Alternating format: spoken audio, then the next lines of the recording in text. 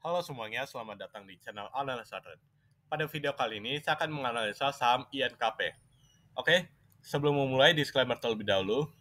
Jika sudah, mari kita mulai. INKP. Oke.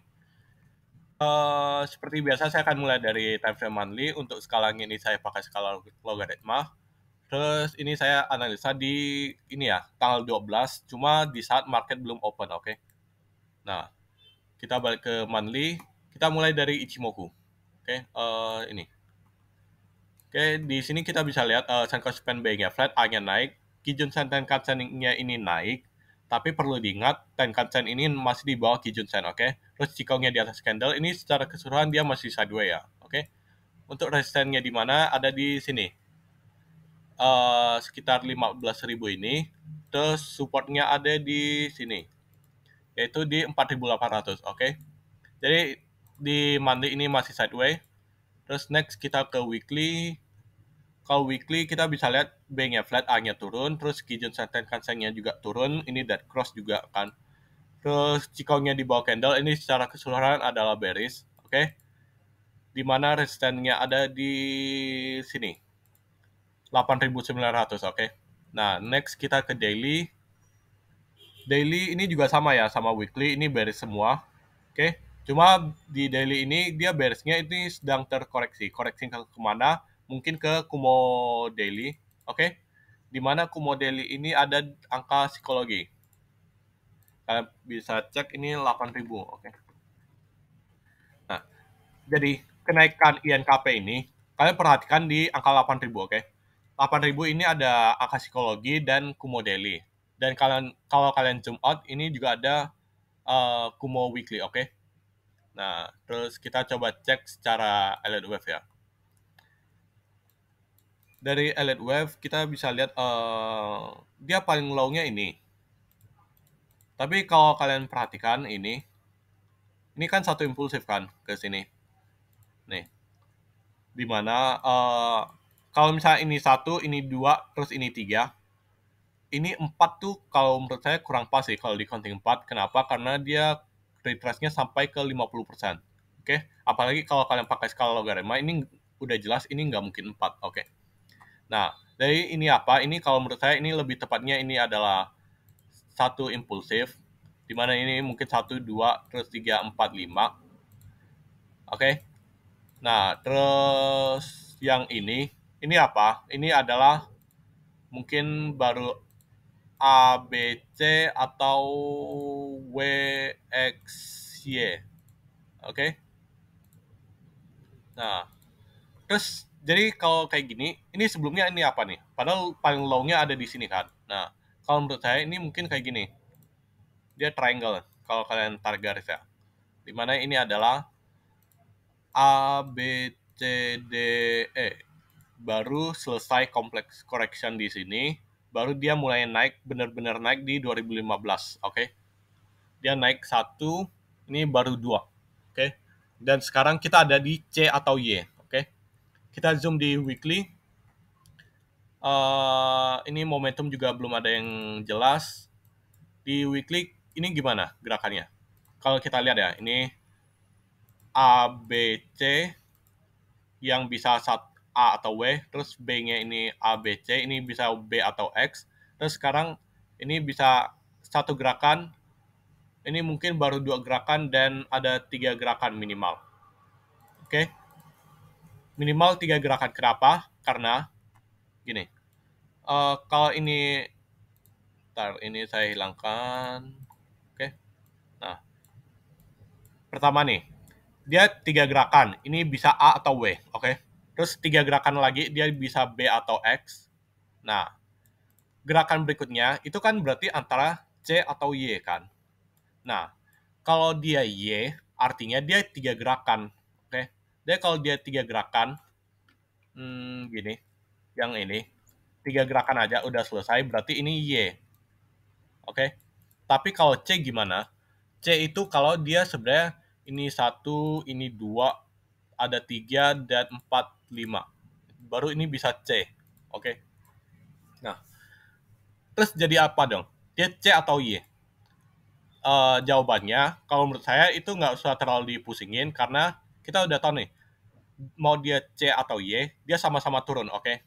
Jadi kita abaikan aja, dia bisa Y atau bisa 3, dan keduanya sama-sama turun, oke?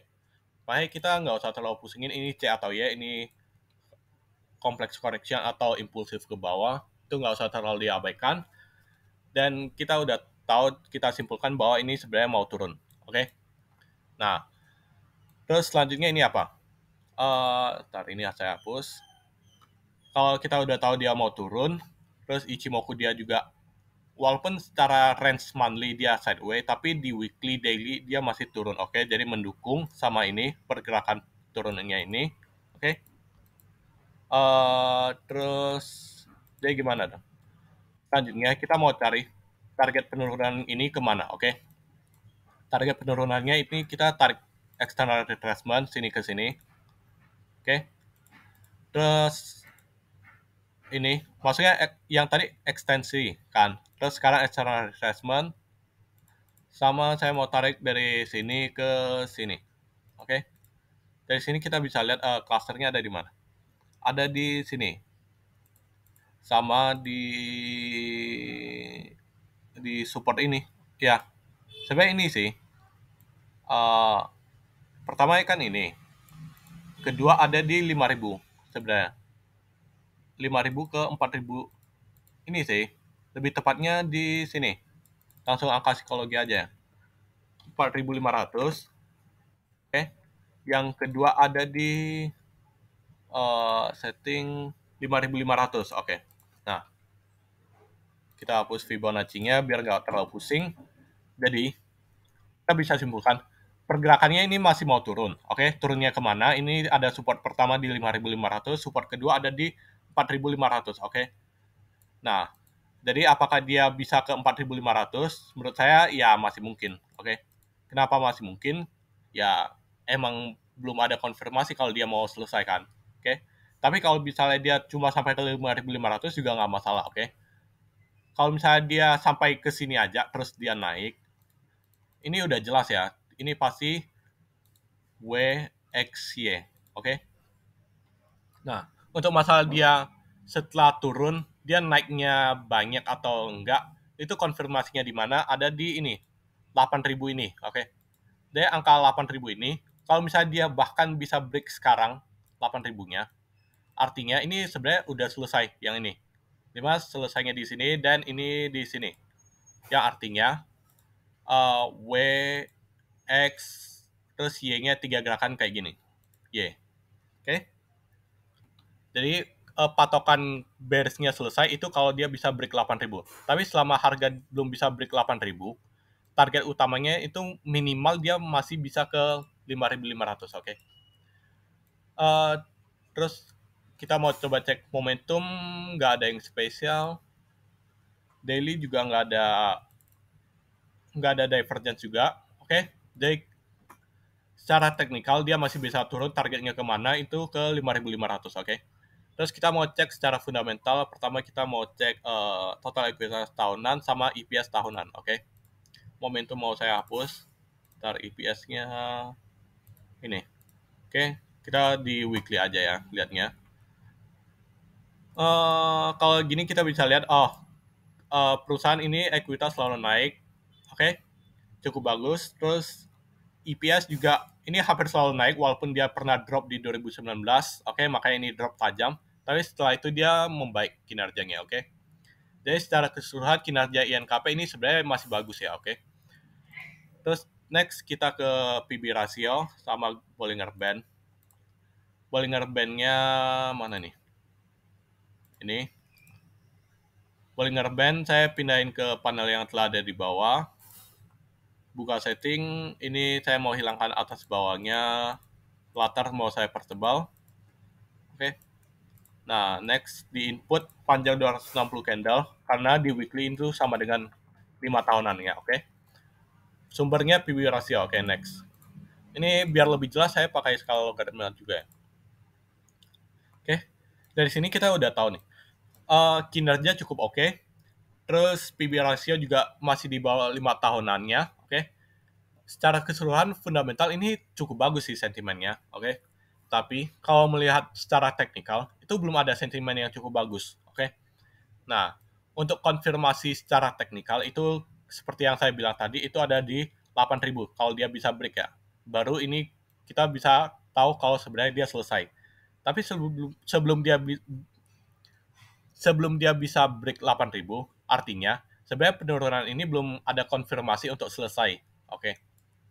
Nah, terus terus kalau kita udah tahu fundamentalnya bagus, harga nggak mahal, terus kenapa dia masih bisa turun? Oke. Nah, kenapa dia masih bisa turun? Karena pertama dia belum ada sentimen positif kan. Nah, walaupun walaupun udah mulai ada sentimen positif, mungkin ya, mungkin masih perlu diakumulasi dulu sebelum dia bisa benar-benar break, oke? Karena takutnya apa? Kalau misalnya dia langsung break, sebenarnya ya, kalau menurut saya, kalau misalnya dia langsung break, takutnya dia false break aja, baru turun dulu, setelah cukup akumulasinya, baru dia bisa benar-benar break, oke? Nah, jadi kalau menurut saya lebih bagus sebenarnya INKP itu turun dulu, benar-benar nyelesain akumulasinya, baru naik, oke? Tapi bukan berarti dia nggak bisa langsung naik ya. Itu memang skenario terbaik sih. Cuma yang saya analisa ini skenario yang menurut saya secara objektif ya. Kemungkinan besar ya dia harusnya turun dulu minimal ke 5.500 baru dia bisa benar-benar break sampai di atas 15.000, oke? Sekian analisa INKP. Semoga bisa membantu. Disclaimer kembali. Jika ada perbedaan pendapat, silahkan chat di kolom komentar. Sekian dan terima kasih.